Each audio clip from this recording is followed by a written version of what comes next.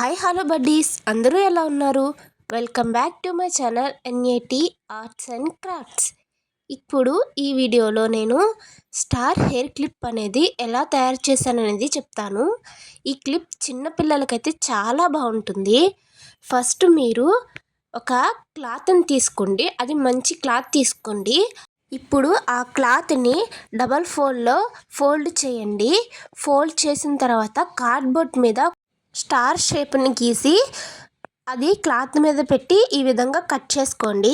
Cut చేసుకున్న తర్వాత మీరు సూదికి దారాన్ని ఎక్కించుకొని వీడియోలో చూపిస్తున్న విధంగా స్టిచ్ చేసుకోవాలి. ఒక దగ్గర దారాన్ని ముడివేయకుండా ఖాళీగా ఉంచండి. ఆ ప్లేస్లో మీరు దూదిని లోపలికి పెట్టి మొత్తం స్టిచ్ చేయండి. అప్పుడు మీకు ఈ విధంగా వస్తుంది.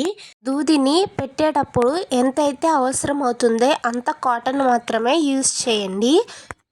మీరు ఈ విధంగా మిషన్ మీద అయినా కుట్టుకోవచ్చు, లేకపోతే సూదితో అయినా ఈ విధంగా కుట్టుకోవచ్చు. మీకు ఏది వీలైతే అలా కుట్టుకోండి.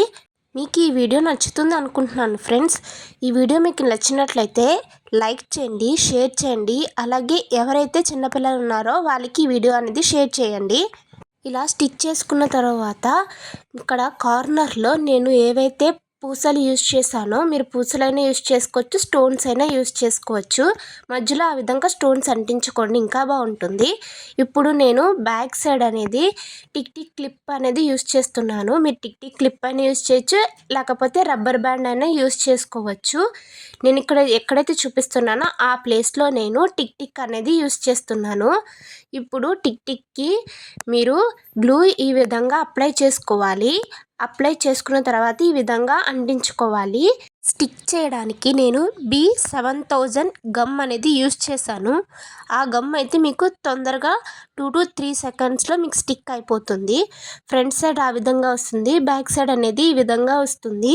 మీరు రబ్బర్ బ్యాండ్ పెట్టినా కూడా సేమ్ గ్లూ అంటించి స్టిక్ చేసుకోవచ్చు. చూసారా ఫ్రెండ్స్ ఎంత బాగా వచ్చింది. ఈ వీడియో మీకు నచ్చినట్లయితే లైక్ చేయండి. Thank you for watching. Subscribe for more videos. Bye bye.